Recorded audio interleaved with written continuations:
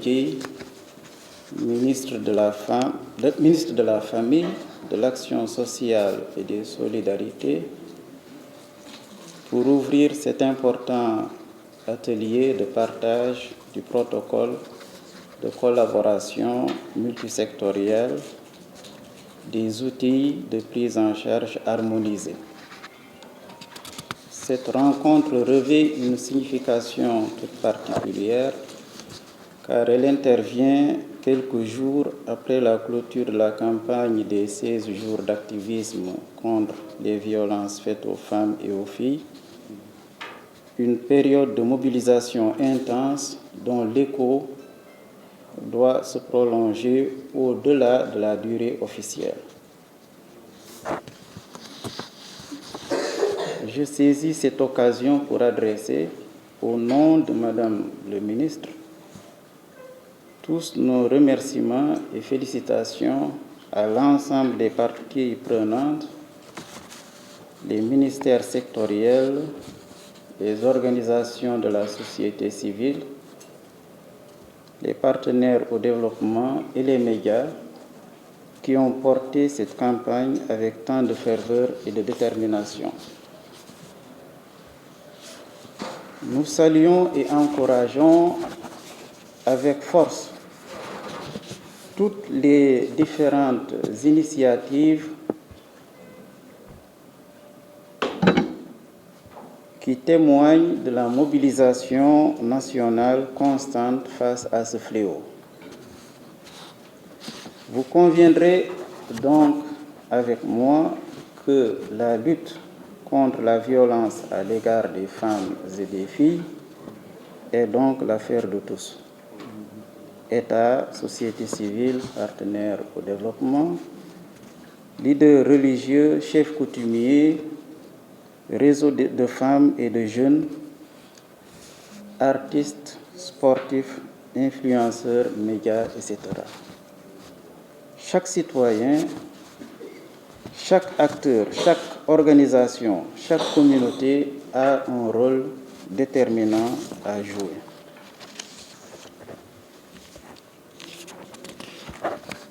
Mesdames, Messieurs, malgré notre engagement résolu, notre pays, le Sénégal, terre de paix et de solidarité, est toujours confronté à une réalité indéniable et inquiétante, celle des violences faites aux femmes et aux filles, dont l'ampleur continue de nous interpeller.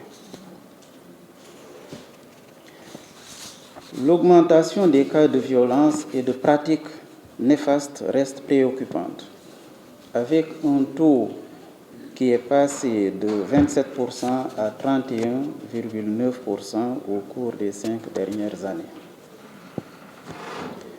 Plus dramatique encore, les cas de féminicide augmentent. Durant l'année 2025, nous avons déploré 8 cas. La plus jeune victime n'était d'ailleurs âgée que de 12 ans. Ces chiffres poignants nous rappellent avec force que la problématique des violences faites aux femmes et aux filles est au cœur de notre actualité. Elle nous engage surtout à en faire une priorité nationale conformément aux orientations stratégiques de l'agenda national de transformation Sénégal 2050, dont l'axe 2 portant sur le capital humain de qualité et l'équité sociale met un accent particulier sur le renforcement des droits et la protection des femmes et des filles. C'est dans cette dynamique que l'État du Sénégal, fidèle à son engagement en tant que signataire d'instruments juridiques internationaux majeurs en matière de droits humains, a déployé des efforts significatifs pour créer un environnement légal et institutionnel plus favorable. Malgré les multiples avancées caractérisées par la mise en place d'un dispositif légale et institutionnelle solide, les résultats obtenus ne militent malheureusement pas encore en faveur d'une pleine maîtrise du phénomène. Des défis importants demeurent, particulièrement dans les mécanismes de prévention et de prise en charge. À cet égard, le déficit de centres de prise en charge pour les victimes survivantes constitue notre principal défi. Et c'est pourquoi le ministère de la Famille, de l'Action sociale et des Solidarités s'est résolument engagé dans la construction de centres d'accueil uniques pour garantir aux victimes et survivantes une prise en charge holistique et intégrée. Un centre national financé à 100% par l'État est en cours de construction à Grand-Yoff et sera bientôt réceptionné. 3 autres centres d'accueil uniques ont déjà été construits et inaugurés dans les régions de Kaolack, Fatick et Kaffrine, avec l'appui de notre partenaire Enabel. Cependant, comme l'a révélé une étude socio-anthropologique récente sur les violences sexuelles, menée avec l'appui d'Enabel, l'absence d'harmonisation des outils de référence et de contre-référence disponibles constitue une entrave majeure à l'efficacité et à l'homogénéité de cette prise en charge. C'est d'ailleurs face à ce constat qu'il a été mené un travail de fond visant la standardisation de la réponse nationale face aux violences faites aux femmes et aux filles et l'assurance d'une prise en charge globale, intégrée et harmonisée pour les victimes et survivantes. Cet effort concerté a abouti à la production de 2 instruments de référence que sont le protocole de prise en charge par type de violence, donc c'est le premier protocole,